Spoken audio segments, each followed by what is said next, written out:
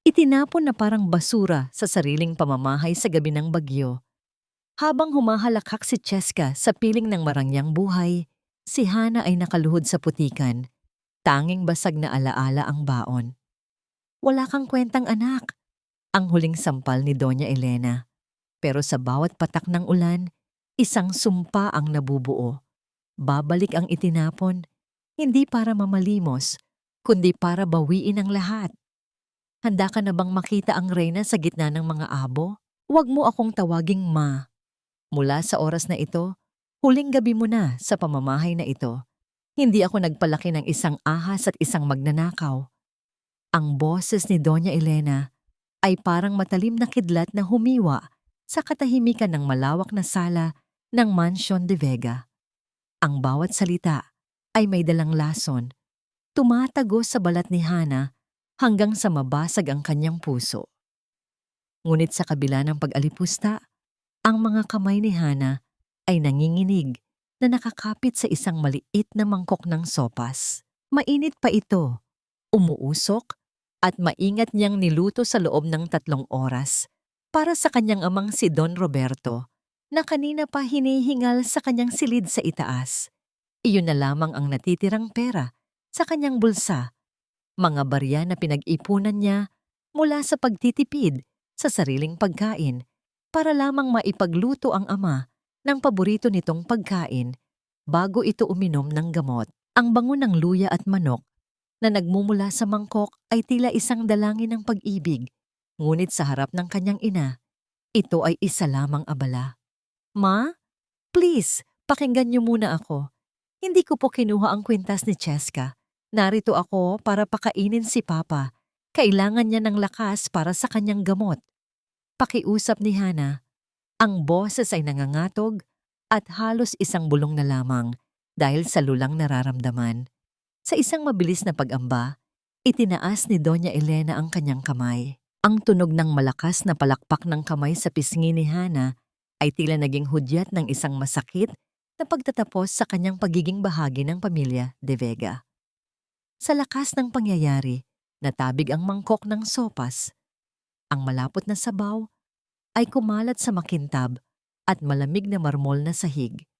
At ang mabangong amoy ng pagkain ay biglang naging paalala ng lahat ng sakripisyong hindi pinahalagahan. May ilang patak ng mainit na sabaw na tumama sa kanyang balat, ngunit halos hindi niya iyon napansin. Mas mabigat ang lamig na naramdaman niya mula sa titig ng kanyang ina, isang tingin na puno ng galit at paglayo. Sa likod ng matandang babae, nakita ni Hana ang kanyang kapatid na si Cheska. Nakatago ito sa anino ng hagdan, may hawak na panyo at nagkukunwaring umiiyak. Ngunit nang magtagpo ang kanilang mga mata, isang mapait na nangisi ang sumilay sa labi ni Cheska.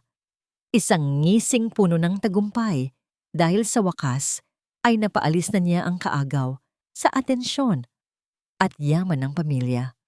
Walang kibo si Cheska, ngunit ang kanyang mga mata ay nagsasabing siya ang nagwagi sa maruming larong ito. Layasan mo ang bahay na ito bago ko patawagin ang mga pulis.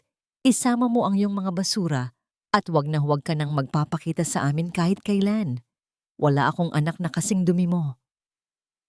Ang huling utos ni Doña Elena, bago siya tumalikod ng walang pag-aalinlangan, iniwan ng anak na nakaluhod sa gitna ng natapong pagkain. Dahan-dahang tumayo si Hana. Ang kanyang mga tuhod ay tila gawa sa marupok na kawayan. Ang bawat hakbang palabas ng pinto ay tila paglakad sa ibabaw ng mga basag na bubog. Sa labas, ang langit ay tila nakikiramay sa kanyang pait.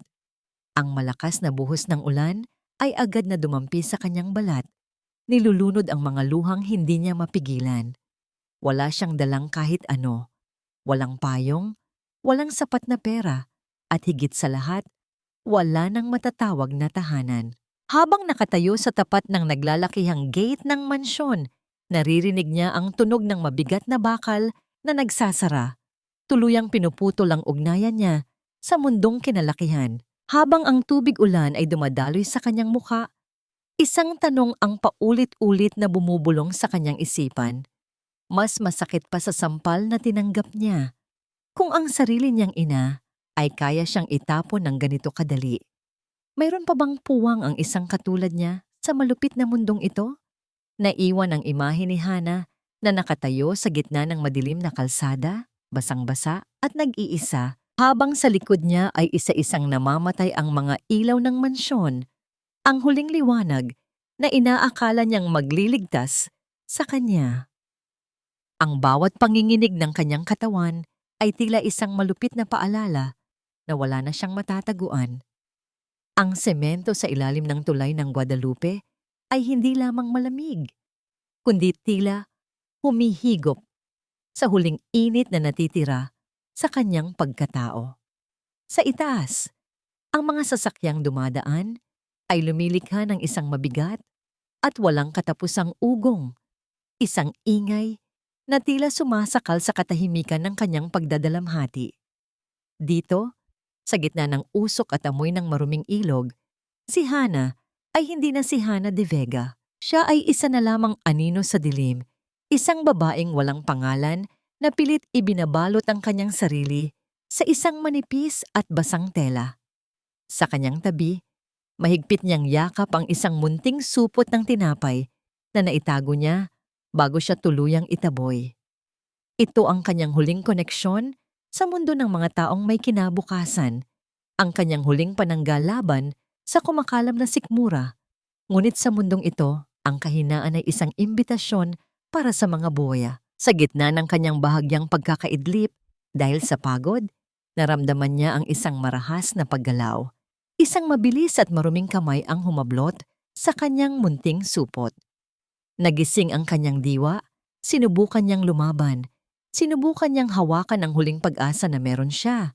Ngunit isang malakas na tulak ang nagpabagsak sa kanya pabalik sa matigas na semento. Walang salita, walang hinging paumanhin. Ang anino ay mabilis na naglaho sa kadiliman, dala ang kanyang huling pagkain. "Huwag po, please, huling pagkain ko na yan." Ang mahinang pagsamo ni Hana, ngunit ang kanyang boses ay tila nalunod sa ingay ng mga sasakyang dumadaan sa itaas ng tulay. Sinubukan niyang tumayo para habulin ang aninong kumuha ng kanyang supot, ngunit ang kanyang mga binti ay tila gawa sa marupok na kawayan. Nadapa siya sa magaspang na semento at ang hapdi ng pagkakasgas ng kanyang mga tuhod ay tila nagising sa natitirang sakit sa kanyang sistema. Sa gitna ng kadiliman, habang ang ulan ay patuloy na pumapatak mula sa mga siwang ng tulay, si Hana ay napayukom na lamang. Ang bawat patak ng tubig na tumatama sa kanyang balat ay tila mga karayom na nagpapaalala sa kanya ng kanyang bagong katotohanan. Wala na ang malambot na kama, wala na ang amoy ng mamahaling pabango ni Doña Elena, at higit sa lahat, wala na ang proteksyon ng kanyang pangalan. Sa gitna ng kanyang pag-iisa, isang malamlam na liwanag ang dahan-dahang lumapit sa kanya. Isang matandang babae na may itulak-tulak na munting kariton ng mami at kwek-kwek ang huminto sa kanyang tapat. Ang usok mula sa malaking kaldero ay nagdala ng amoy ng bawang at mainit na sabaw. Isang amoy na tila isang yakap sa gitna ng ginaw. "Neng, baka gusto mo nito. Kanina pa kita pinagmamasdan doon sa kanto. Mukhang mas kailangan mo ito kaysa sa akin." Ang malumanay na sabi ng matanda, na kilala sa tawag na Aling Rosa. Inabot ni Aling Rosa ang isang plastik na baso na puno ng mainit na sabaw. Ang init na nagmumula sa baso ay dahan-dahang dumaloy sa mga naninigas na daliri ni Hana. Sa unang higop, tila nabuhayan ang kanyang nanunuyot na lalamunan. Ang alat at linamnam ng sabaw ay nagdala ng isang hindi maipaliwanag na ginhawa. Isang pakiramdam na matagal na niyang hindi naramdaman sa loob ng kanilang mansyon, ang pakiramdam ng tunay na pagkalinga. "Salamat po, Aling Rosa. Wala po akong pambayad," ang bulong ni Hana, habang ang kanyang mga mata ay nananatiling nakatingin sa baso. "Huwag mo nang isipin yon. Sa lansangang ito, kailangan nating magtulungan para mabuhay. Ang luha, nakakabusog ba iyan? Hindi. Kaya ubusin mo yan at magpalakas ka. Sagot ng matanda habang inaayos ang kanyang mga paninda. Nang mag-umaga, habang ang unang sinag ng araw ay sumisilip sa pagitan ng mga gusali ng Makati, si Hana ay naglakad patungo sa isang malapit na tindahan. Doon, sa salamin ng pintuan, nakita niya ang isang babaeng hindi niya halos kilala. Ang kanyang buhok ay gulo-gulo, may dumi sa kanyang pisngi, at ang kanyang mga mata ay tila nawalan na ng kislap. Ngunit sa ilalim ng dumi at pagod, may isang bago at matigas na emosyon ang nabubuo, isang determinasyon na hindi matitibag ng anumang sampal. Sa kanyang pag-aayos ng sarili, naramdaman niya ang isang matigas na bagay sa tahi ng kanyang lumang baro. Noon lamang niya naalala ang huling yakap ng kanyang ama bago siya tuluyang itaboy ni Doña Elena. Ang kanyang ama, na kahit nanghihina, ay may isiningit na munting piraso ng papel sa kanyang damit. Dahan-dahan niyang kinuha ang papel. Ang mga sulat kamay doon ay nanginginig, tila isinulat sa gitna ng matinding paghihirap. Binasa ni Hana ang mga salitang tila isang huling habilin mula sa kaisa-isang taong naniwala sa kanya. Hana, anak ko, huwag mong kalimutan kung sino ka talaga. Sa ilalim ng bawat sugat, may nakatagong ginto. Hanapin mo ang Phoenix. Doon mo makikita ang iyong tunay na tadhana. Napatigil ang paghinga ni Hana. Ang salitang Phoenix ay isang lihim na tila may malalim na kahulugan sa kasaysayan ng kanilang pamilya, isang bagay na matagal nang ibinaon sa limot ni Doña Elena. Ano ang ibig sabihin ng kanyang ama? Bakit sa gitna ng kanyang paghihirap ay ito ang iniwan nitong mensahe? Habang hawak ang liham, isang itim na sasakyan ang dahan-dahang huminto sa tapat ng sidewalk kung saan siya nakatayo. Ang bintana nito ay dahan-dahang bumaba at isang pares ng mga matang puno ng misteryo ang tumitig sa kanya. Ang amoy ng sabon at tira-tirang pagkain ay dumidikit na sa aking balat. Tila isang tatak na hinding-hindi ko na mabubura sa aking pagkatao. Sa bawat pagkuskos ni Hana sa mga mamahaling plato ng karinderya ni Aling Rosa, nararamdaman niya ang unti-unting pagkapudpod ng kanyang mga daliri. Ang tubig na may kasamang sebo at tira-tirang sarsa ay naging kalaro niya sa araw-araw. Nakakatawa kung iisipin. Dati ay may mga katulong siyang nag-aabang sa bawat kumpas ng kanyang kamay. Ngunit ngayon, siya na ang yumuyukod sa harap ng mga dumi ng ibang tao. Ang bawat plato ay tila isang salamin na nagpapaalala sa kanya ng kanyang nakaraan. Isang senyoritang itinapon at kinalimutan. Sa sulok ng maliit na kainan, may isang lalaking laging dumarating tuwing 6:00 ng gabi. Simple lamang ang kanyang suot. Madalas ay kupas na polo shirt at maong, ngunit may dalang kakaibang katahimikan sa kanyang bawat galaw. Siya si Gabriel. Hindi siya katulad ng ibang mga customer na nambabastos o nagmamadali. Tahimik lamang siyang kumakain habang may binabasang makakapal na libro tungkol sa batas. Isang gabi, habang ang ulan ay malakas na humahampas sa bubong na yero, napansin ni Gabriel ang panginginig ng mga kamay ni Hana habang nag-aayos ng mga upuan. Lumapit ang lalaki, bit-bit ang isang supot na papel na may amoy ng bagong luto na tinapay. Miss, kanina ko pa napapansin na hindi ka pa kumakain. Ati tayo, masyadong marami ito para sa akin. Ang malumanay na sabi ni Gabriel, sabay abot ng kalahati ng tinapay na may palamig pang palaman. Napatitig si Hana sa tinapay. Ang init nito ay dumanas sa kanyang palad, tila isang munting apoy sa gitna ng nagyayelong gabi. Salamat po. Pero baka kailangan nyo rin yan para sa pag-aaral nyo, ang mahiyain niyang sagot. Habang pilit na itinatago ang kanyang maruruming kuko, mas kailangan ng utak ang sustansya kapag ang puso ay busog sa kabutihan. Sige na, kain na tayo. Nakangiting sagot ni Gabriel. Sa sandaling iyon, sa gitna ng amoy ng patis at usok ng kalsada, naramdaman ni Hana ang isang munting kislap ng dignidad. Hindi siya tiningnan ni Gabriel bilang isang basurera o palaboy, kundi bilang isang tao. Habang kumakain, ang paningin ni Hana ay napunta sa tumpok ng mga lumang dyaryo sa gilid ng mesa. Isa itong kopya ng Business World na ginamit na pambalot ng tinapa. Doon, nakita niya ang isang maliit na column tungkol sa pagbagsak ng halaga ng mga stocks ng De Vega Group. Ang kanyang puso ay biglang tumibok ng mabilis. Ang mga numero, ang mga graph, ang mga komplikadong formula ng pananalapi na dati niyang pinag-aaralan ng lihim sa silid-aklatan ng kanyang ama. Lahat ng yon ay malinaw sa kanyang isipan. Bakit bumabagsak ang margin nila?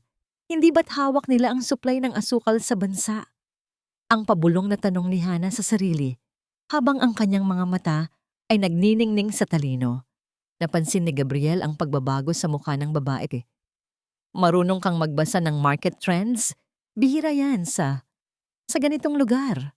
Tinuruan ako ng tatay ko. Sabi niya, ang pera ay parang tubig. Kailangang alam mo kung saan ang daloy para hindi ka malunod. Sagot ni Hana, habang ang kanyang isipan ay nagsisimula ng bumuo ng mga kalkulasyon. Naalala niya ang salitang phoenix sa sulat ng kanyang ama. Hindi iyon isang ibon lamang. Iyon ay isang dormant na investment account na matagal nang hindi nagagalaw. Isang account na tanging siya lamang ang may alam ng password. Kinuha ni Hana ang isang maliit na piraso ng uling mula sa kalan ni Aling Rosa. Sa likod ng lumang dyaryo, nagsimula siyang magsulat ng mga formula, nagkalkula ng mga posibleng galaw sa stock market na pwedeng magpabagsak o magpabangon sa isang kumpanya. Doon niya na-realize na ang kanyang pamilya ay nagpapanggap lamang na mayaman. Ang totoo ay baon na sila sa utang at ginagamit lamang ang kanyang pagnanakaw bilang dahilan para makakuha ng insurance claim. Isang malaking kasinungalingan ang lahat. Isinakripisyo siya ni Doña Elena para lamang itago ang kanilang pagkabulok. Nang matapos ang gabi, habang naglilinis si Hana ng huling mesa, aksidente niyang naririnig ang balita sa lumang telebisyon sa kanto. Ipinapakita doon ang kanyang ina at si Cheska na nakasuot ng mamahaling alahas. Nakangiti sa harap ng mga kamera habang naglulunsad ng isang charity project para sa mga mahihirap. Ang aming pamilya ay laging handang tumulong sa mga nangangailangan. Ang mariing sabi ni Doña Elena sa screen habang ang brilyanteng suot niya ay kumikinang sa ilalim ng mga spotlight. Ang brilyanteng iyon ang kwintas na ibinintang sa kanya. Ang kwintas na sinabing ninakaw niya ay suot-suot ngayon ng kanyang ina nang walang kahiya-hiya. Naramdaman ni Hana ang isang matinding lamig na dumadaloy sa kanyang mga ugat. Hindi na ito luha. Ito ay isang laso na naging bakal. Sa kanyang isipan, ang phoenix ay nagsisimula nang gumising mula sa mga abo ng kanyang pagkatao. Hindi niyo ako itinapon para mawala. Ang bulong ni Hana habang nakatitig sa mukha ng kanyang ina sa screen. Itinapon niyo ako para matuto akong lumaban sa dilim. Ngunit sa gitna ng kanyang galit, isang boses ang muling tumawag sa kanya. Si Gabriel, na naiwan pa pala sa labas, ay may hawak na isang maliit na folder. Hana, nakalimutan mo itong itabi. Ang sulat ng tatay mo, nahulog sa bulsa mo kanina. Napatigil si Hana. Paano nalaman ni Gabriel ang kanyang pangalan? Ni minsan ay hindi niya ito binanggit sa lalaki. Ang bawat pilat sa aking mga kamay ay isang pahina ng aking kwento. Mga sugat na hindi kailanman maghihilom, kundi magsisilbing mapa sa aking muling pagbangon mula sa alabok. 5 taon, 5 mahabang taon ang lumipas na ang bawat gabi ay tila isang habambuhay na pakikipagtunggali sa dilim. Para kay Hana, ang panahong yon ay hindi lamang binubuo ng mga segundo at minuto, kundi ng bawat patak ng pawis habang naglalako ng kwek-kwek sa ilalim ng tirik na araw, at bawat hapdi ng kanyang likod matapos ang maghapong paglalaba para sa mga kapitbahay. Sa bawat barya na kanyang iniipon sa loob ng isang lumang lata ng biskwit, unti-unti niyang binubuo ang pira-pirasong dignidad na winasak ng sarili niyang ina. Ngunit sa gabi, kapag ang buong paligid ay natutulog na, Sa ilalim ng ingay ng ulan, sa mga bubong na yero, ang kanyang isipan ay naglalakbay sa mundo ng mga numero. Ang Phoenix na binanggit ng kanyang ama ay hindi lamang isang pangalan. Ito ay isang lihim na investment account na matagal nang kinalimutan ng mga De Vega dahil sa liit ng halaga nito noon. Gamit ang talino na minana niya sa kanyang ama, pinalago ni Hana ang bawat sentimo. Ang bawat galaw ng stock market ay tila isang sayaw na siya lamang ang nakakaalam ng ritmo.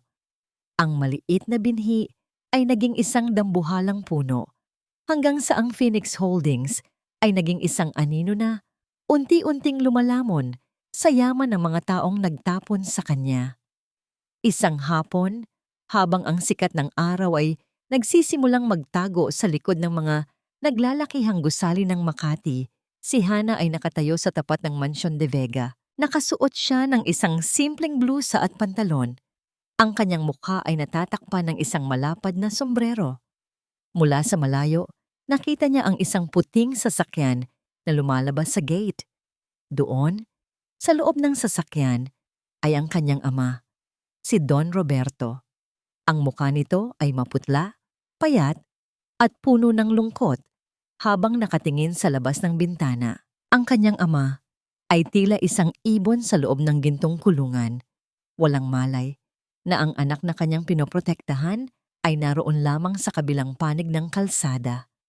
Naramdaman ni Hana ang isang matinding kirot sa kanyang dibdib.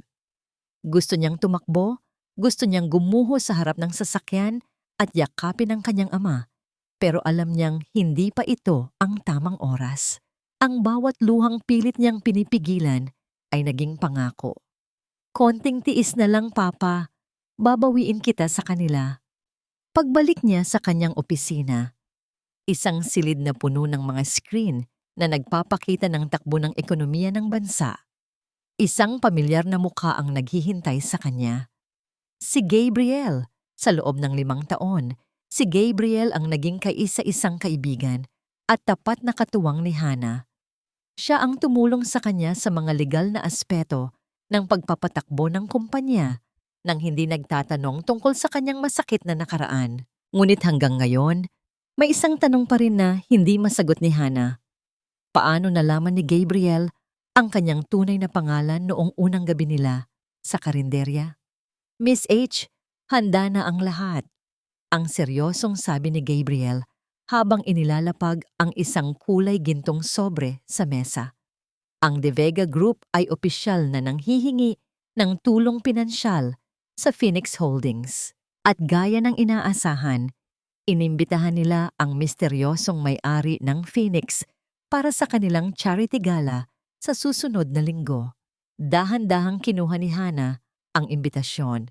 Ang bawat letra ng kanyang apelyido sa sobre ay tila isang hamon. Charity gala.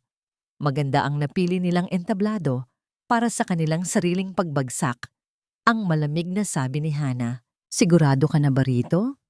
Kapag pumasok ka sa pintong yon, wala nang balikan. Paalala ni Gabriel. Ang kanyang tinig ay puno ng pag-aalala. Tumingin si Hana sa kanyang mga palad. Wala na ang mga paltos at dumi. Ngunit nararamdaman pa rin niya ang gasgas ng semento noong gabing itinapon siya sa ulan. Gabriel, 5 taon ko itong pinaghandaan. Hindi ako babalik para lamang sa pera. Babalik ako para ipakita sa kanila na ang basurang itinapon nila ay ang siyang tatapos sa kanilang kaharian. Inayos ni Hana ang kanyang sarili sa harap ng malaking salamin. Ang babaeng nakatingin sa kanya ay hindi na ang mahiyaing Hana na laging yumuyukod. Siya na ngayon ang Miss H, ang Phoenix na handang sumunog sa mga kasinungalingan ng nakaraan. Subalit, bago siya makalabas ng silid, may isang dokumento na kinuha si Gabriel mula sa kanyang folder. May isa pa akong natuklasan, Hana, tungkol sa gabing pinalayas ka. Hindi lamang si Cheska ang may pakana ng lahat. May mas malalim pang dahilan kung bakit gustong-gusto ni Doña Elena na mawala ka sa paningin niya. Napatigil si Hana sa pintuan. Ang bawat tibok ng kanyang puso ay tila isang mabigat na tambol. Ano iyon? Tumingin si Gabriel sa kanya nang may halong pait at awa. Tungkol ito sa iyong tunay na pagkatao, Hana. Isang lihim na kahit ang tatay mo ay hindi kayang sabihin sa iyo ng direkta. Hindi ka tunay na dugo ng mga De Vega, Hana. Isang ampon ka na dinala lamang ni Don Roberto sa mansyon upang pagtakpan ng isang malalim na sugat ng nakaraan.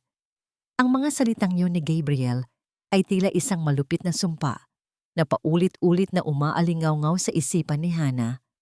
Habang nakaupo siya sa loob ng kanyang mamahaling sasakyan, pinagmamasdan niya ang sariling refleksyon sa bintana. Ang babaeng nakikita niya ay suot ang pinakamahusay na seda, ngunit sa loob niya, nararamdaman niya ang isang pamilyar na hapo, ang pagiging isang estranghero sa sariling tahanan. Kaya naman pala ang tingin sa kanya ni Doña Elena ay laging puno ng pandidiri, na tila ba siya ay isang mantsa sa kanilang malinis na pangalan. Ang pagmamahal na inakala niyang tungkulin ay isa palang utang na loob na kailanman ay hindi niya mababayaran. Ngunit sa halip na gumuho, isang malamig na determinasyon ang bumalot sa kanyang puso. Kung hindi siya isang De Vega sa dugo, siya naman ang magiging wakas ng kanilang mapagpanggap na kaharian. Upang simulan ang kanyang hakbang, nagpasya si Hana na magsuot ng isang simpleng kasuotan, isang plain na blusa at maong, walang alahas, walang bakas ng pagiging Miss H ng Phoenix Holdings. Nagpanggap siya bilang isang assistant ng isang investor upang masubaybayan ang galaw ng kanyang pamilya sa isang sikat na mall kung saan madalas maglagi si Cheska. Doon, sa gitna ng mga nagkikinangang tindahan, muli niyang nakita ang kanyang kapatid.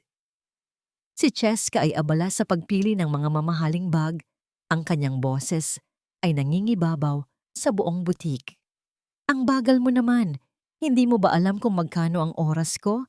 Isang hamak na sales lady ka lang, huwag mo akong paghintayin.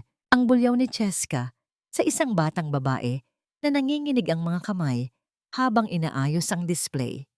Ang bawat salita ni Cheska ay tila isang matalim na kuko na kumakalmot sa alaala ni Hana. Naalala niya ang sarili sa batang iyon, ang takot, ang hiya, at ang kawalan ng boses laban sa mga taong akala mo ay pagmamay-ari ang mundo dahil lamang sa kanilang yaman. Dahan-dahang lumapit si Hana, ang kanyang bawat hakbang ay may dalang bigat na hindi namamalayan ng mga tao sa paligid. Mawalang galang na miss. Ang pagiging disente ay hindi nabibili ng anumang designer bag. Ang mahinahon, ngunit mariing sabi ni Hana habang nakatayo sa likod ni Cheska. Napatigil si Cheska.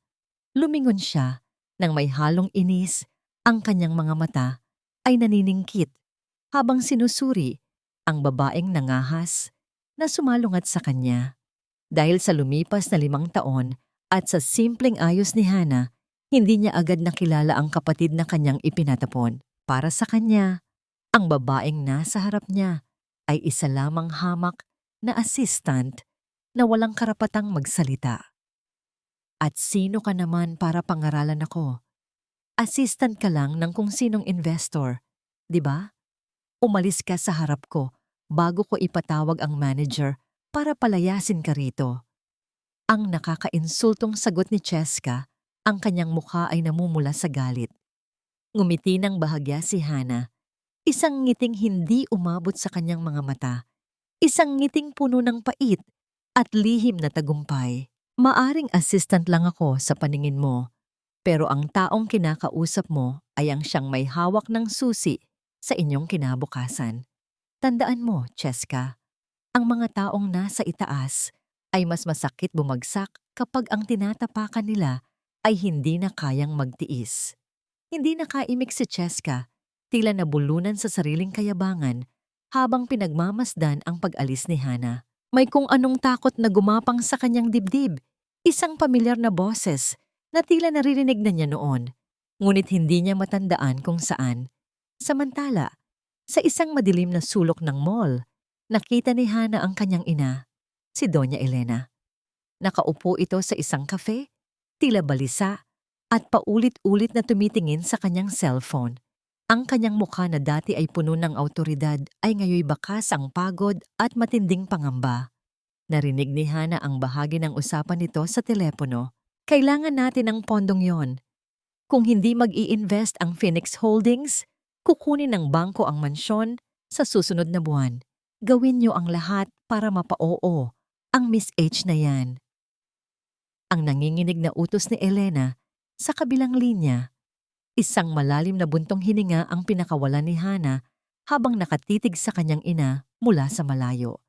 Ang bawat luhang ibinuhos niya noong gabing itinapon siya sa ulan ay tila nagiging mga gintong barya na ngayon ay unti-unting bumabalik sa kanya. Ang hustisya ay hindi laging dumarating sa anyo ng dahas.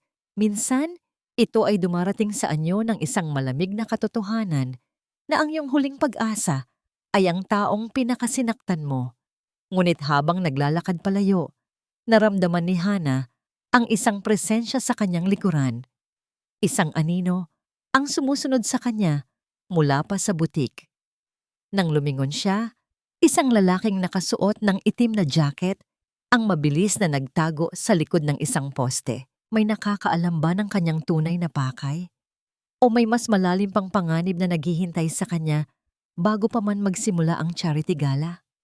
Ang bawat hakbang ni Hana ay tila paglakad sa isang manipis na lubid sa ibabaw ng apoy.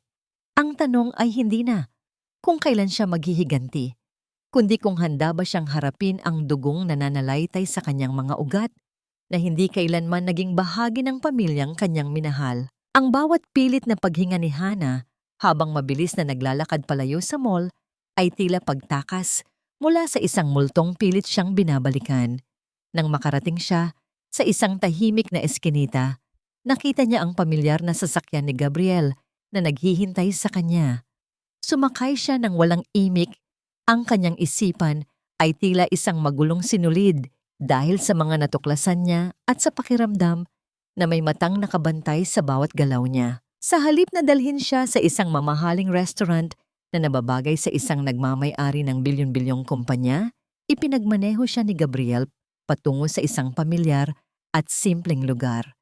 Isang maliit na karinderya sa gilid ng kalsada na iilawan lamang ng isang aandap-andap na bumbilya kung saan ang amoy ng piniritong bawang at mainit na sabaw ng mami ay humahalimuyak sa malamig na hangin ng gabi. Ito ang uri ng lugar kung saan sila unang nagkasama, kung saan ang halaga ng tao ay hindi nasusukat sa tatak ng damit, kundi sa kabutihan ng puso. Naupo sila sa isang lumang bangkong kahoy. Walang alinlangan na inabot ni Gabriel ang isang plastik na baso ng mainit na sabaw kay Hana. Pilit na ibinabalik ang init sa nanlalamig na mga palad ng dalaga. Pansin ko kanina pa malalim ang iniisip mo pagkasakay mo pa lang. Muntik ka nang masundan sa mall, mabuti na lang at naging maagap ka. Ang malumanay na simula ni Gabriel. Ang kanyang mga mata ay puno ng pag-aalala habang pinagmamasdan ang mukha ni Hana. Nakita ko sila, Gabriel. Nakita ko ang takot sa mga mata ni Doña Elena dahil sa nalalapit nilang pagbagsak at ang walang pagbabagong kayabangan ni Cheska. Pero imbes na matuwa ako, parang may mabigat na bato sa dibdib ko. Pag-amin ni Hana, ang malamig na hangin ng gabi ay dumampi sa kanyang pisngi. Tinatangay ang ilang hibla ng kanyang buhok na tumakip sa kanyang malulungkot na mata. Dahan-dahang iniunat ni Gabriel ang kanyang kamay.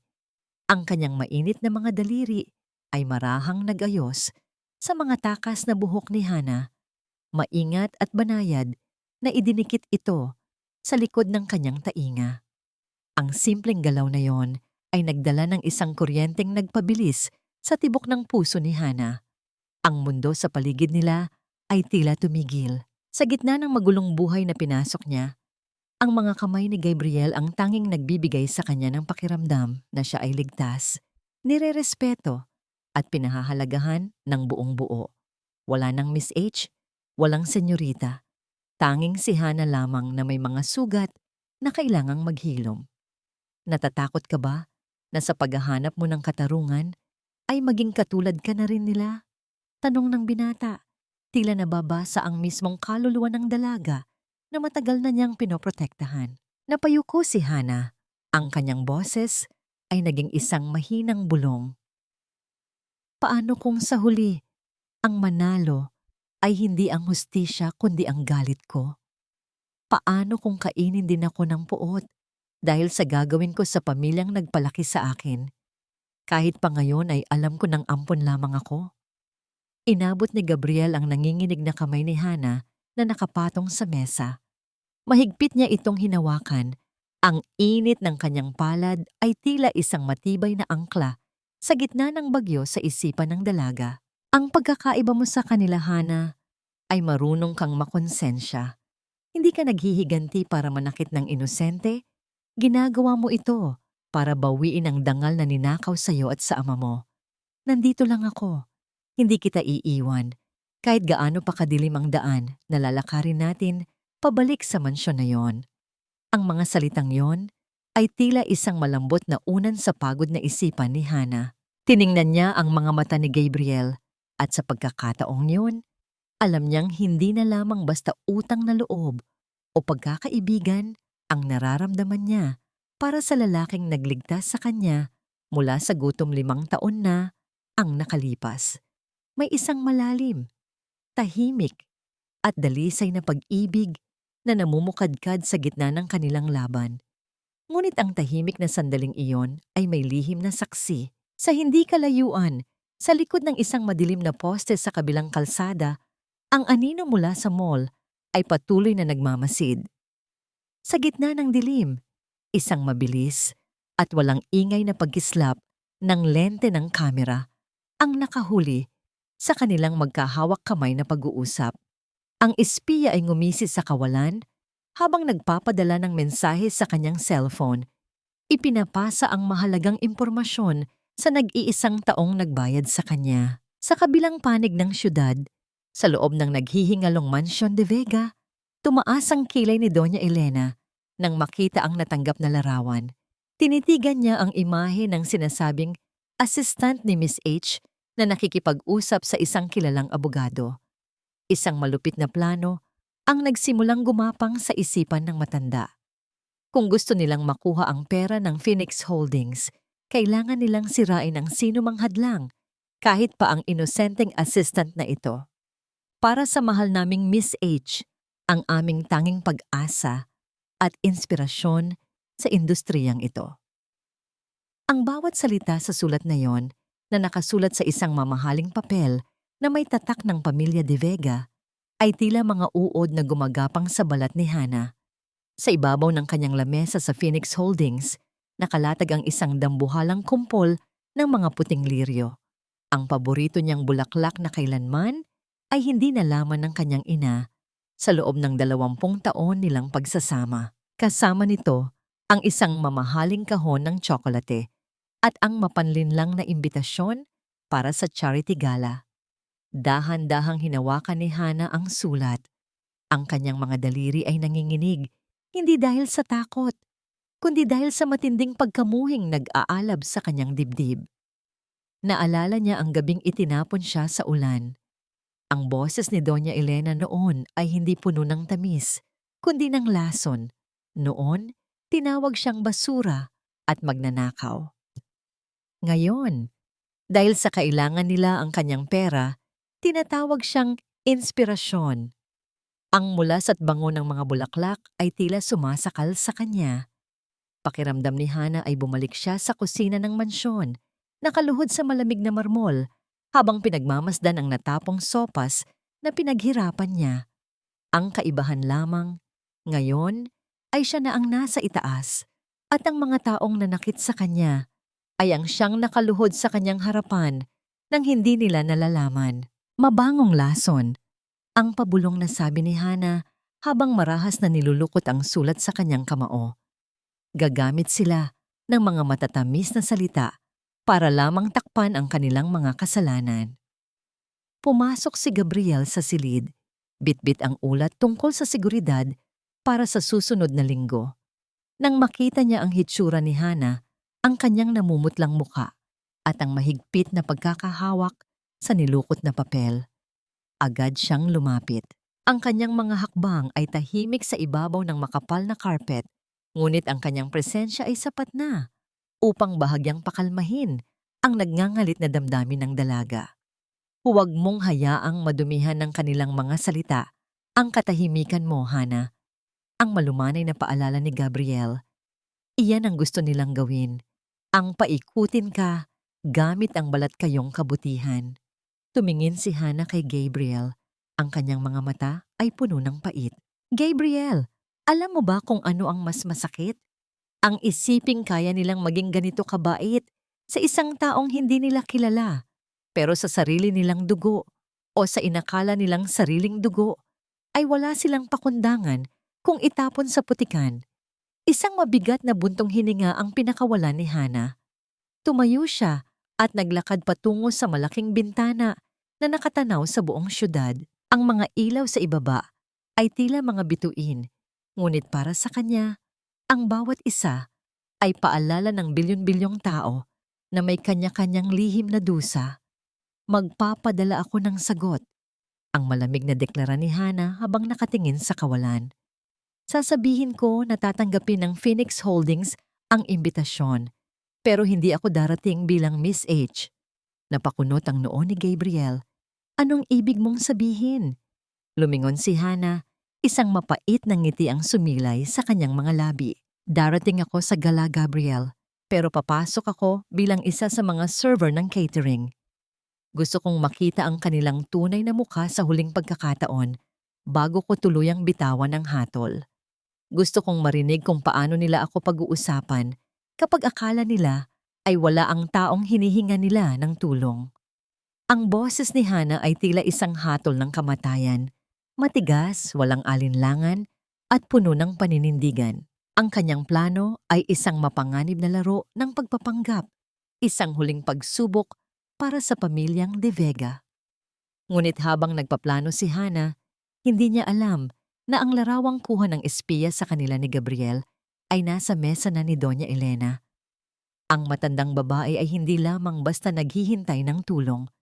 Siya rin ay nagluluto ng sarili niyang patibong para sa sinumang assistant na humahadlang sa kanyang mga plano. Kung darating si Hana sa gala bilang isang server, haharapin niya ang mundo kung saan siya ay tinitingnan bilang mababa at walang halaga.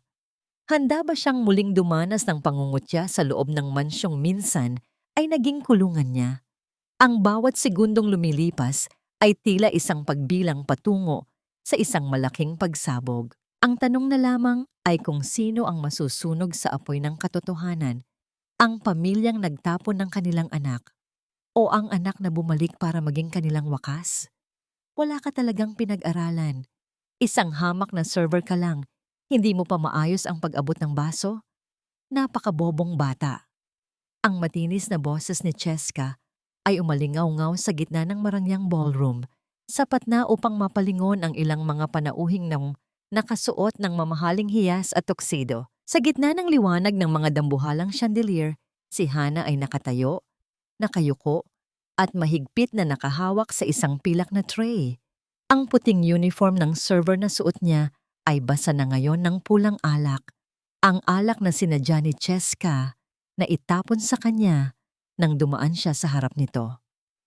Ang mantsa ng alak sa kanyang dibdib ay tila isang sariwang sugat, malamig at malagkit. Ngunit mas masakit ang bawat tawa ng kanyang kapatid na tila musika ng demonyo sa kanyang pandinig. Narito siya, sa loob ng mansyong dati niyang tahanan, nagsisilbi sa mga taong nagnanakaw ng kanyang kinabukasan. Ang kabalintunaan ay tila isang lason. Ang lahat ng pagkaing nakahain at ang alak na iniinom ng mga bisita ay binayaran ng Phoenix Holdings ng kanyang pera. Ngunit tinitingnan siya ng mga ito na parang isang dumi sa kanilang makintab na semento. Nang bawat patak ng pulang alak sa kanyang puting uniforme ay tila mga luhang dugo na dahan-dahang gumuguhit pababa sa kanyang dibdib. Malagkit, malamig at may dalang amoy ng pagkabulok. Hindi ng prutas, kundi ng pagkatao ng mga taong nasa harap niya. Habang nakayuko si Hana, nakita niya ang dulo ng sapatos ni Cheska. Isang pares ng mamahaling kristal Natakong na alam ni Hana na binili gamit ang huling pondo ng kumpanyang Phoenix na siya mismo ang nag-aproba. Ang sakit ng katotohanan ay mas matindi pa sa anumang sampal. Pinapakain niya ang mga asong kumagat sa kanya. Ano ba? Bingi ka ba? Sabi ko, humingi ka ng tawad. Muling sigaw ni Cheska habang ang kanyang halakhak ay humahalo sa marangyang tugtugin ng biolin sa background. Ang ilang mga panauhin ay nagsimulang magbulungan. Tinitingnan si Hana na parang isang mantsa sa kanilang perpektong gabi. Dahan-dahang inangat ni Hana ang kanyang paningin. Sa gitna ng kaguluhan, lumapit si Doña Elena. Ang kanyang ina ay mukhang isang reyna sa suot nitong itim na terno, ngunit ang kanyang mga mata ay nananatiling malamig at walang puso.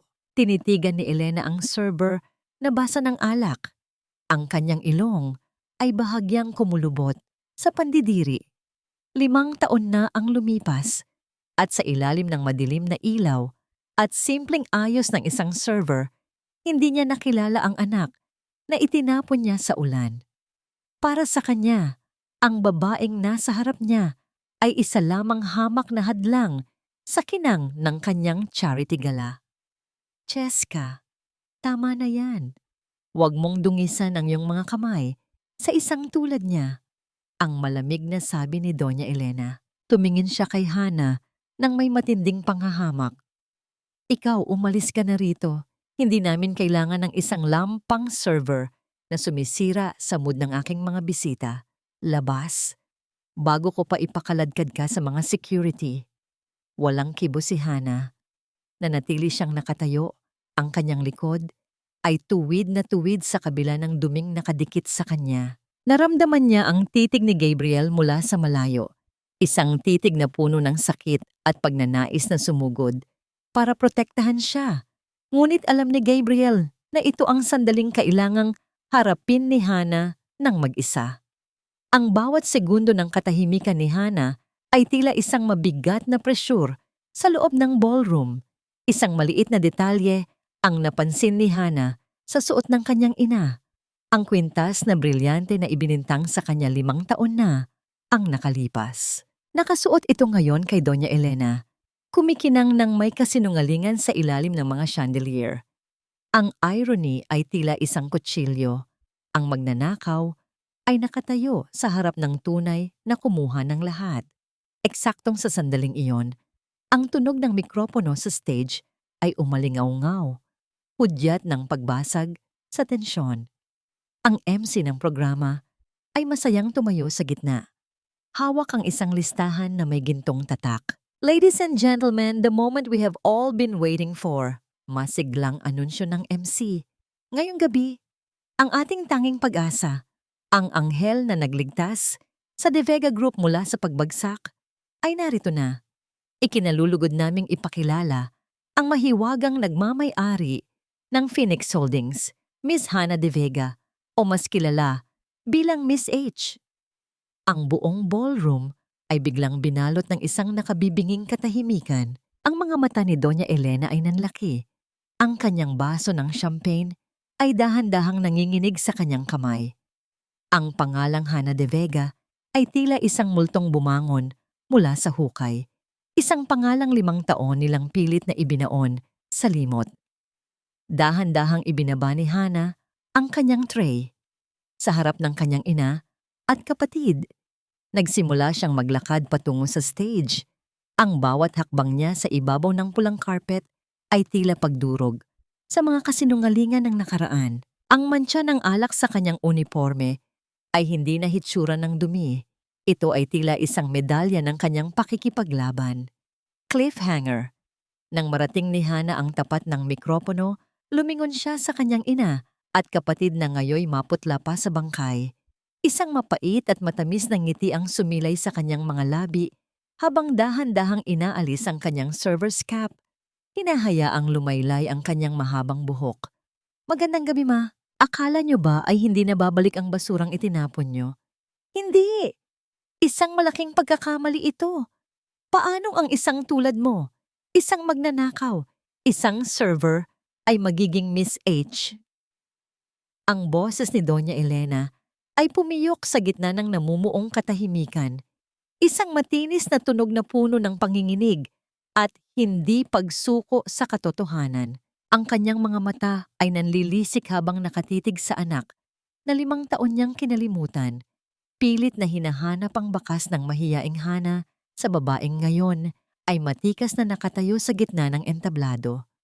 Ang kanyang baso ng champagne ay dahan-dahang nadulas sa kanyang nanginginig na mga daliri, bumagsak sa matigas na sahig at nagkalat ang mga kristal na bubog na tila mga bituing nawalan ng ningning, kasabay ng pagtalsik ng mamahaling alak sa kanyang itim na terno. Si Hana ay hindi kumurap.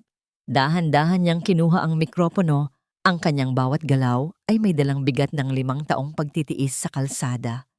Ang mantsa ng alak sa kanyang uniforme ay tila naging isang marangyang palamuti sa ilalim ng mga spotlight, isang simbolo ng lahat ng duming itinapon sa kanya na ngayon ay binaligtad niya upang maging kanyang kalasag. O mas tamang sabihing Doña Elena. Ang simula ni Hana, ang kanyang boses ay malalim, kalmado, at puno ng awtoridad na tila isang dambuhalang alon na dahan-dahang lumulunod sa buong ballroom. Ang mundong ito ay mapaglaro. Ang taong tinawag niyo na walang kwenta.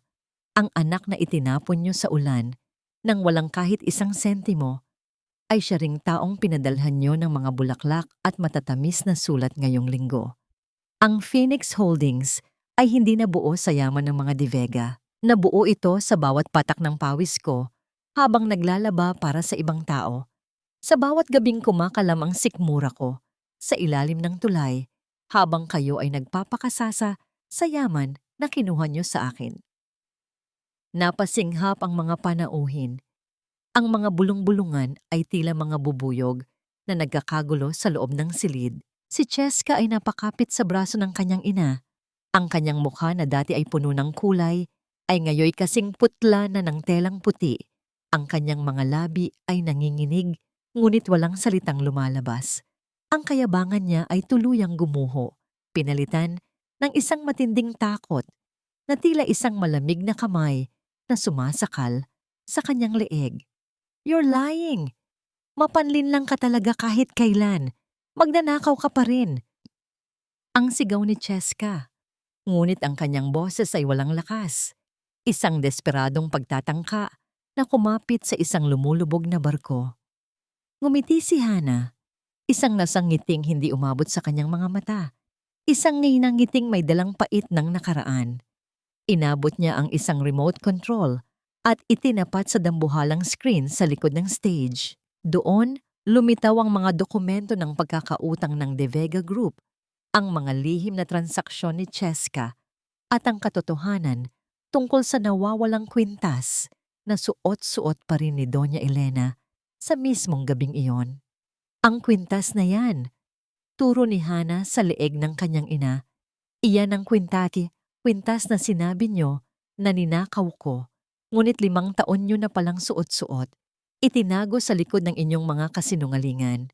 Ngayong gabi, ang Phoenix Holdings ay hindi mag-i-invest sa inyo. Ngayong gabi, tinatapos ko na ang kontrata ng inyong buhay sa mansyong yon. Lahat ng ari-arian ng mga De Vega ay nasa ilalim na ng aking pangalan.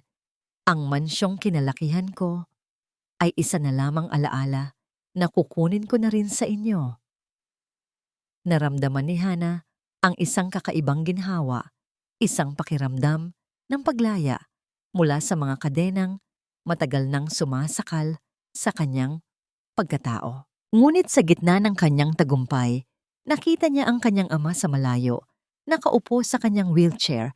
Ang mga mata nito ay puno ng luha, hindi ng galit, kundi ng pagsisisi at pagmamahal. Ang kanyang puso ay bahagyang kumurot, isang paalala na sa gitna ng digmaang ito, may mga sugat na hindi kayang hilumin ng pera o kapangyarihan. Dahan-dahang bumaba si Hana mula sa stage. Ang mga panauhin ay nagbukas ng daan para sa kanya. Tila ba siya ay isang rey ng daraan sa gitna ng kanyang mga nasasakupan. Lumapit siya kay Doña Elena Ang kanilang mga mukha ay magkalapit, sapat na upang maramdaman ang mabilis na paghinga ng matanda.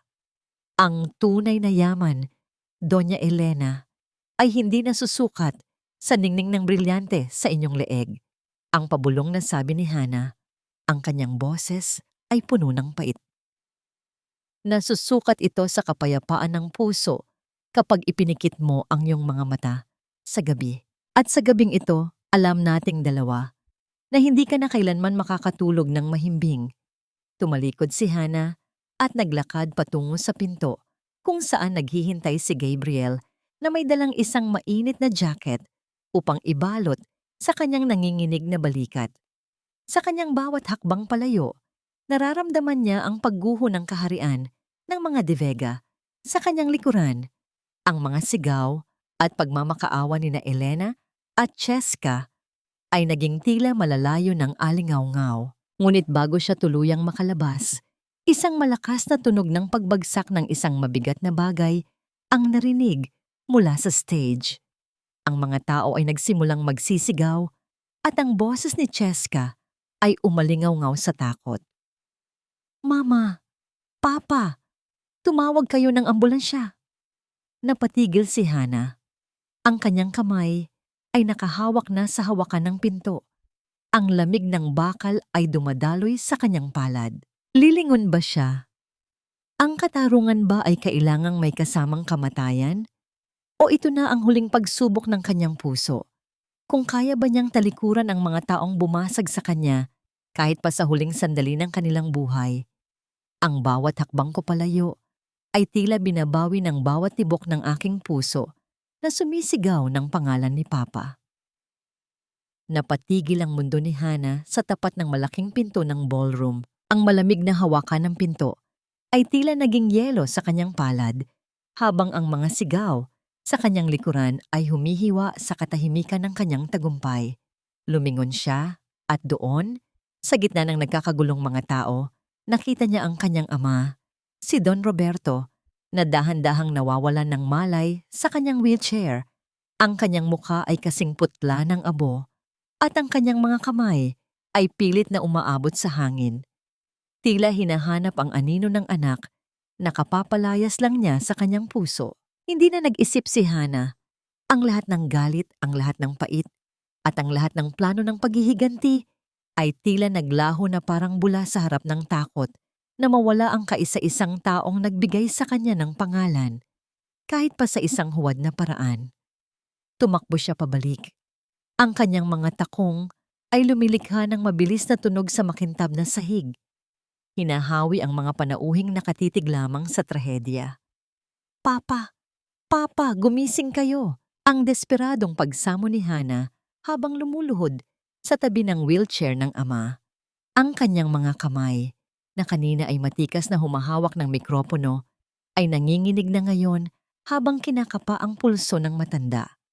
Huwag mo siyang hawakan. Ikaw ang may kasalanan nito. Pinatay mo ang tatay mo. Ang matinis na bulyaw ni Doña Elena, habang marahas na itinutulak palayo si Hana. Ang mukha ng matanda ay puno ng puot.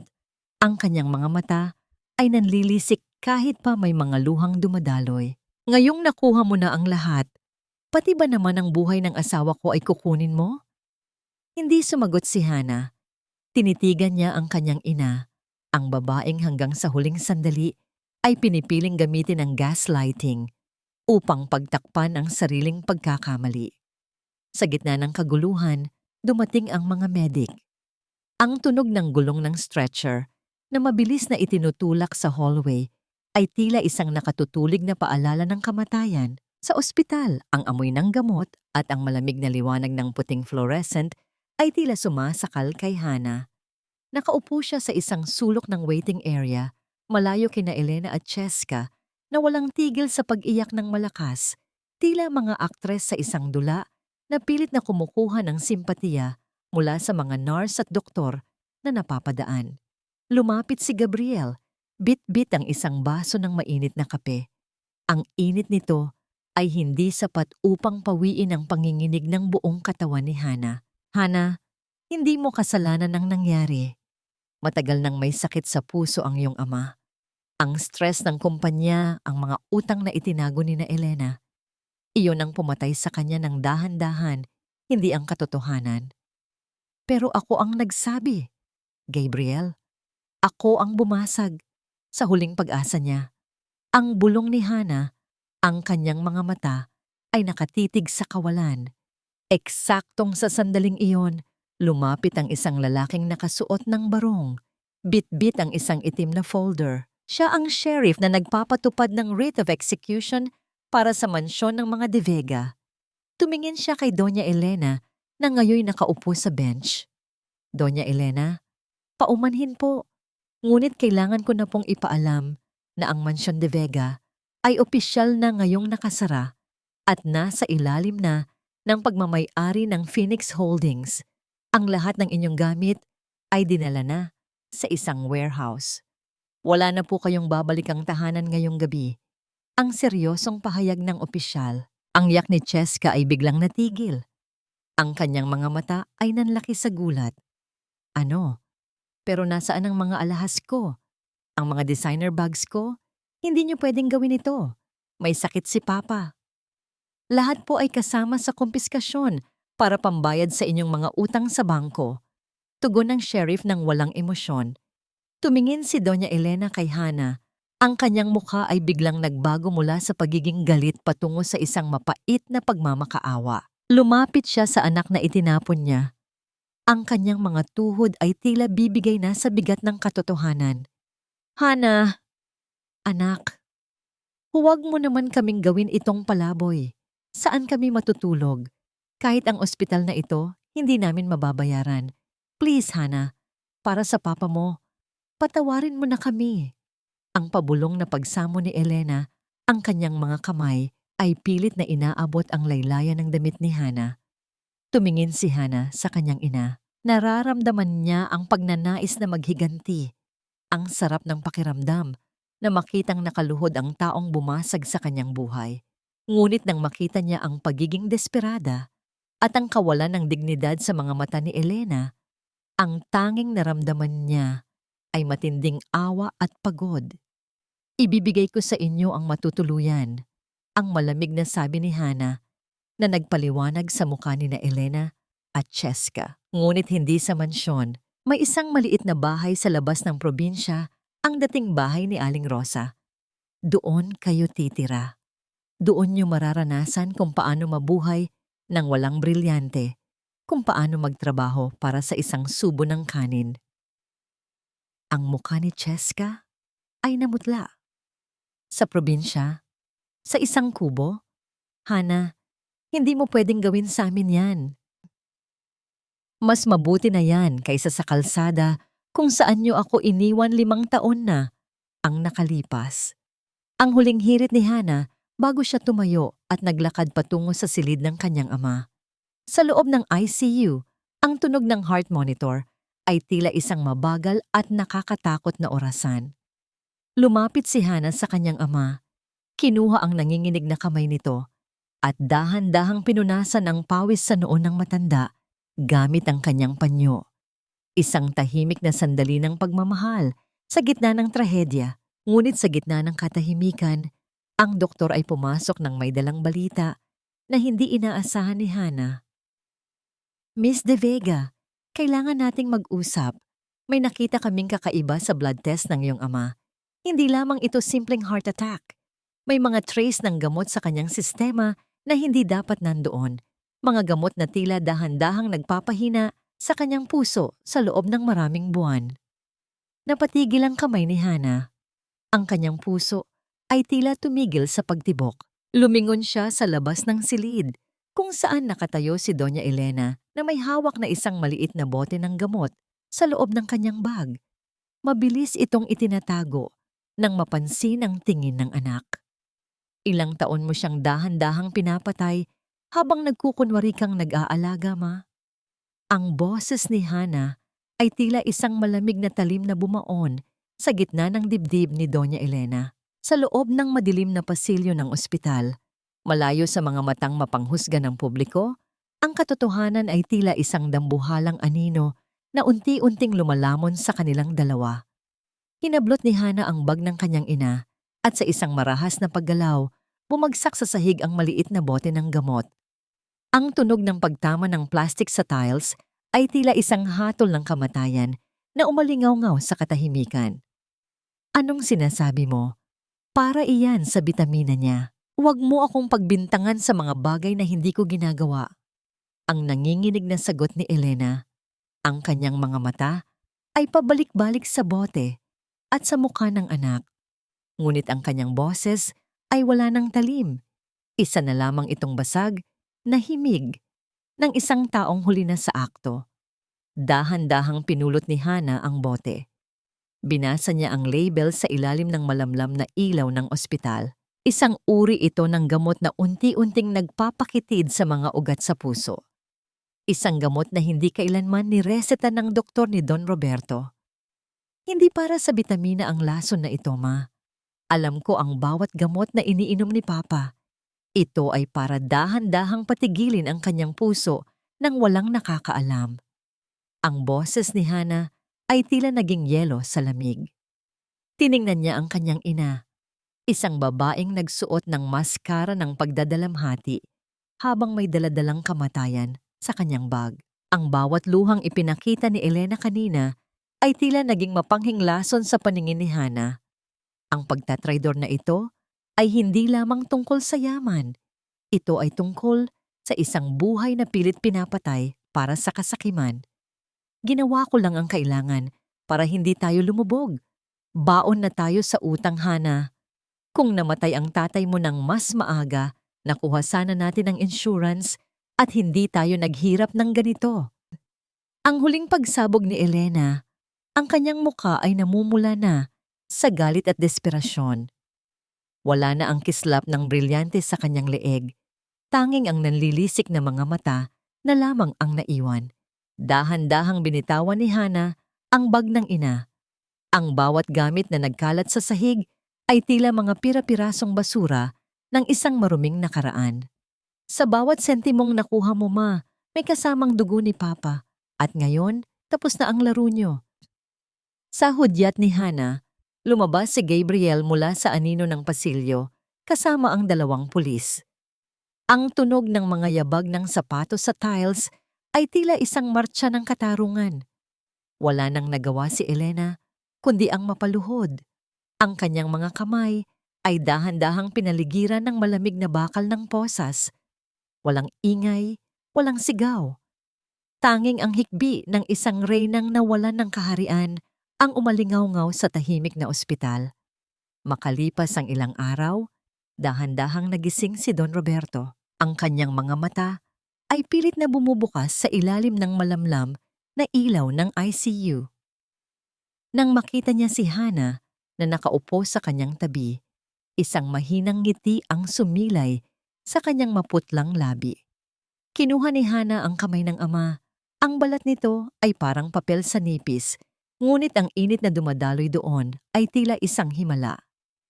Hana, anak, ang hirap na bulong ni Don Roberto. Patawarin mo ako. Alam ko ang ginagawa ng iyong ina, pero naging mahina ako. Natakot ako sa sasabihin ng ibang tao. Natakot ako sa hiya. Hinila ni Hana ang kamay ng ama at idiniit ito sa kanyang pisngi. Ang bawat luhang pumatak sa palad ni Don Roberto ay tila mga gamot na naghihilom sa 5 taong sugat. Tapos na po, Papa. Ligtas na kayo. Hindi nyo na kailangang matakot. Sa hapon na yon, habang ang sikat ng araw ay dahan-dahang nagtatago sa likod ng mga gusali, naglakad si Hana at Gabriel sa garden ng ospital. Ang hangin ay may dalang amoy ng mga bulaklak at bagong tabas na damo. Tumigil si Hana at sumandal sa balikat ni Gabriel, pinagmamasdan ang langit na unti-unting nagiging kulay ube at ginto.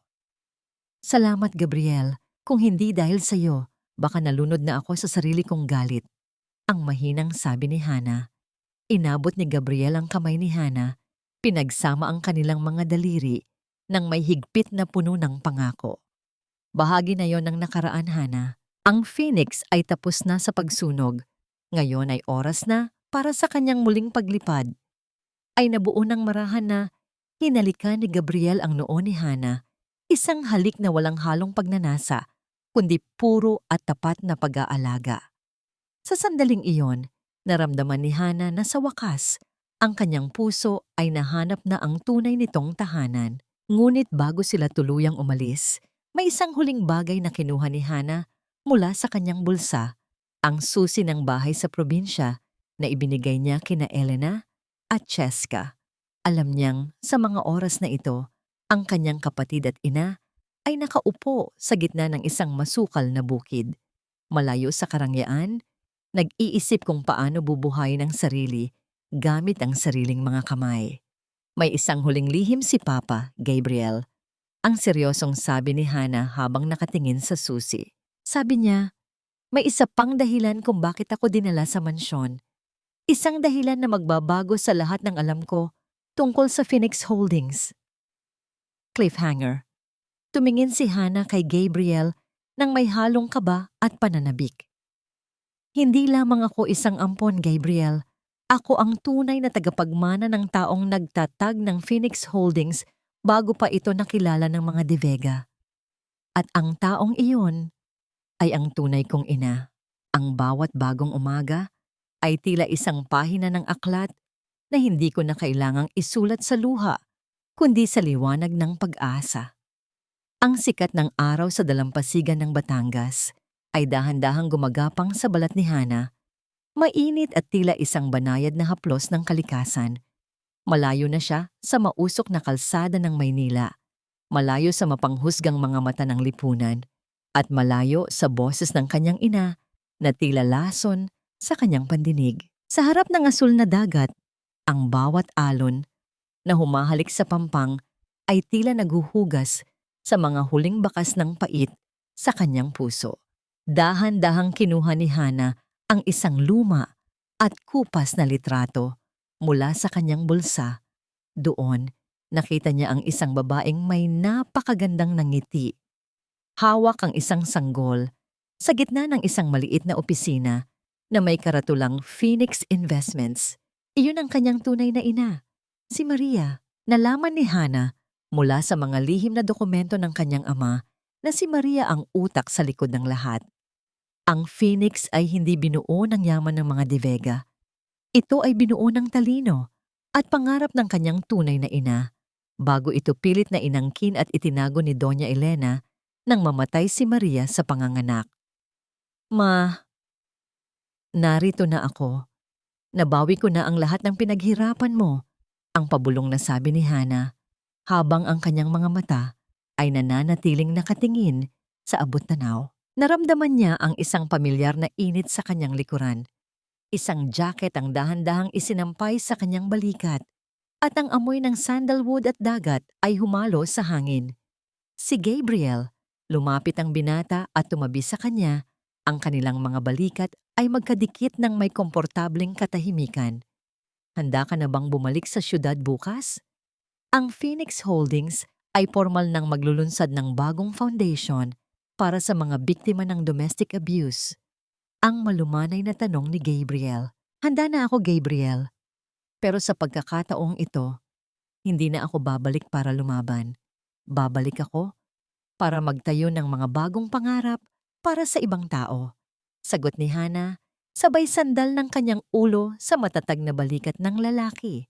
Samantala, sa isang malayong kulungan sa labas ng Maynila, ang katahimikan ay tila isang mabigat na parusa. Si Doña Elena ay nakaupo sa isang matigas na semento. Ang kanyang mamahaling terno ay napalitan na ng isang kupas na orange na uniforme. Wala na ang kislap ng brilyante sa kanyang leeg, tanging ang mantsa ng pagsisisi na hindi niya maamin-amin. Sa bawat tunog ng bakal na pintuan na nagsasara, naaalala niya ang mukha ni Hana, ang anak na itinapon niya na ngayon ay siyang may hawak ng susi ng kanyang kalayaan. Sa kabilang dako naman, sa isang maliit na kubo sa gitna ng bukid sa probinsya, si Cheska ay nakaluhod sa harap ng isang batya ng maruming damit. Ang kanyang mga kamay, na dati ay tanging designer, bags lamang ang hinahawakan, ay puno na ngayon ng mga paltos at sugat. Mula sa paglalaba para sa mga kapitbahay.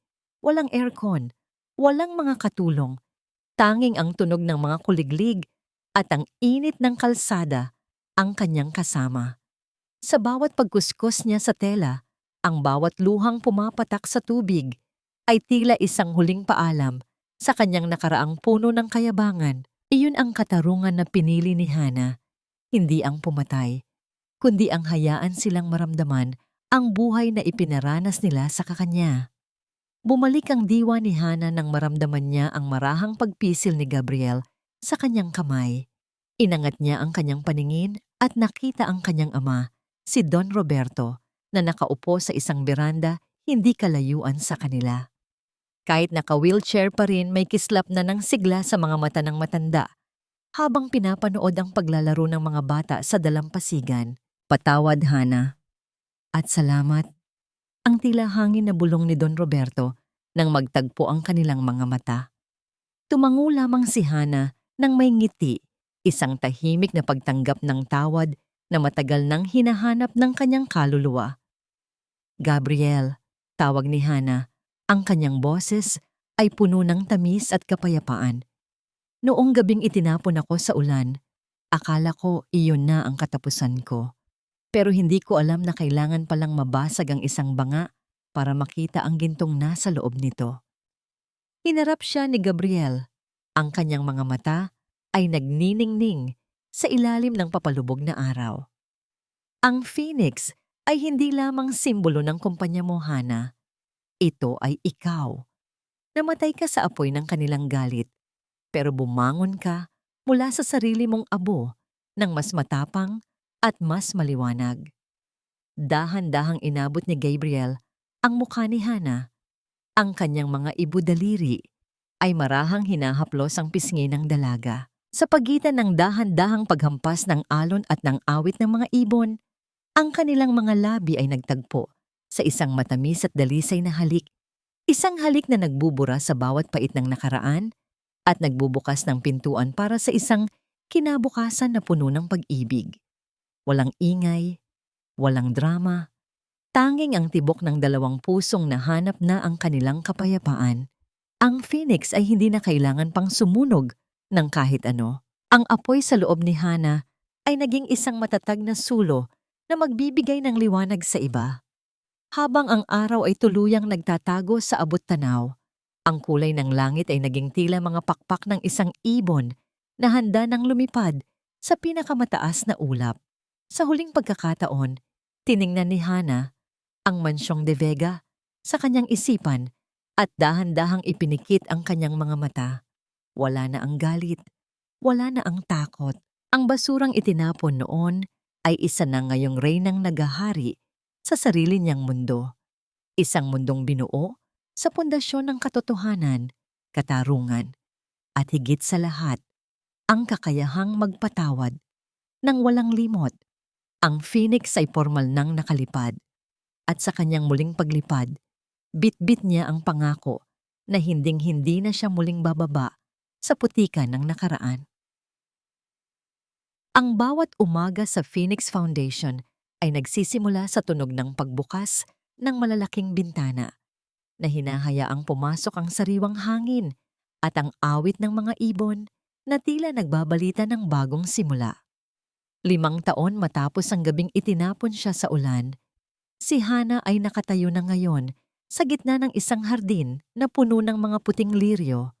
Ang mga bulaklak na dati ay simbolo ng lason, ngunit ngayon ay simbolo na ng kanyang muling pagkabuhay. Ang kanyang mga kamay, na dati ay puno ng paltos mula sa paglalaba, ay maingat na humahawak sa isang baso ng mainit na tsaa, habang pinagmamasdan ang mga kababaihan at batang tinutulungan ng kanyang pundasyon na masayang naglalaro sa damuhan. Si Don Roberto ay nakaupo sa isang silya sa ilalim ng puno ng mangga. Ang kanyang mukha ay puno na ng kulay at ang kanyang mga mata ay nagniningning habang pinapanood ang kanyang apo, ang anak ni Hana at Gabriel. Ang katahimikan sa pagitan nila ni Hana ay hindi na puno ng bigat ng nakaraan, kundi ng isang malalim at tahimik na pag-unawa. Ang tanong na, napatawad na ba? Ay hindi na kailangan pang bigkasin ng malakas. Sa bawat pag-aabot ni Hana ng gamot sa kanyang ama at sa bawat paghalik ni Don Roberto sa noo ng kanyang anak, ang sagot ay malinaw na tila sikat ng araw. Ang pagpapatawad ni Hana ay hindi nangangahulugan na kinalimutan niya ang sakit. Ito ay nangangahulugan lamang na hindi na niya hinahayaang diktahan ng sakit na yon ang kanyang kinabukasan. Pinili niyang palayain ang kanyang sarili mula sa rehas ng galit upang makalakad ng matuwid sa landas ng kapayapaan. Minsan, nakakatanggap si Hana ng mga liham mula sa probinsya at mula sa loob ng kulungan. Ang sulat ni Cheska ay puno na ng pagsisisi, nagsasabi kung paano siya natutong magpahalaga sa bawat butil ng kanin matapos ang maghapong pagtatrabaho sa bukid. Ang sulat ni Doña Elena naman ay nananatiling maikli, ngunit ang huling linya nito ay palaging nagsasabing, "Salamat sa pagkakataong mabuhay." Hindi sila pinabayaan ni Hana, ngunit hindi rin niya sila hinayaang makabalik sa mundong pilit nilang dinumihan. Ang katarungan ay nakamit hindi sa pamamagitan ng paghihiganti, kundi sa pamamagitan ng pagtuturo sa kanila ng tunay na halaga ng pagpapakumbaba. Ang bawat isa sa kanila ay nahanap ang kanilang sariling karwahe patungo sa pagbabago, malayo sa ningning ng brilyante na minsan ay naging Diyos nila. Sa dapit hapon, habang ang langit ay unti-unting nagiging kulay ginto, naramdaman ni Hana ang pagyakap ni Gabriel mula sa kanyang likuran. Ipinatong ng binata ang kanyang baba sa balikat ni Hana. Ang kanilang mga puso ay tumitibok sa iisang ritmo ng pasasalamat. You've built something beautiful, Hana. Hindi lang ito kumpanya, ito ay isang tahanan. Ang mahinahong sabi ni Gabriel sa kanyang tenga. Ngumiti si Hana at hinawakan ang kamay ng kanyang asawa, ang lalaking naging angkla niya noong siya ay nalulunod pa sa ilalim ng tulay. Sa piling ni Gabriel, nahanap ni Hana ang tunay na kahulugan ng kilig. Hindi sa mga mamahaling regalo, kundi sa bawat segundong alam mong may taong tatanggap sa'yo, basag ka man o buo. Ang aral na iniwan ng Phoenix sa puso ng bawat nakikinig ay simple lamang.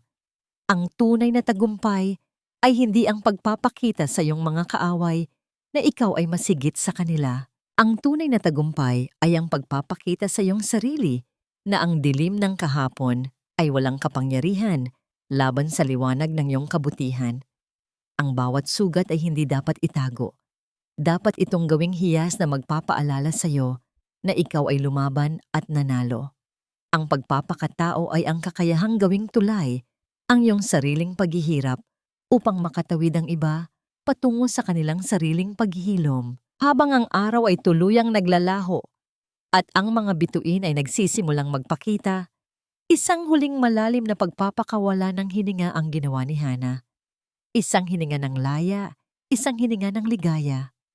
Ang kwento ng Kusok Kep ay hindi nagtapos sa isang pagsabog, kundi sa isang tahimik at matamis na kanta ng pag-asa. Ang Phoenix ay hindi na kailangan pang mamatay para muling mabuhay. Siya ay mananatiling lumilipad, bitbit ang liwanag para sa lahat ng mga pusong nangangailangan ng gabay sa gitna ng ulan.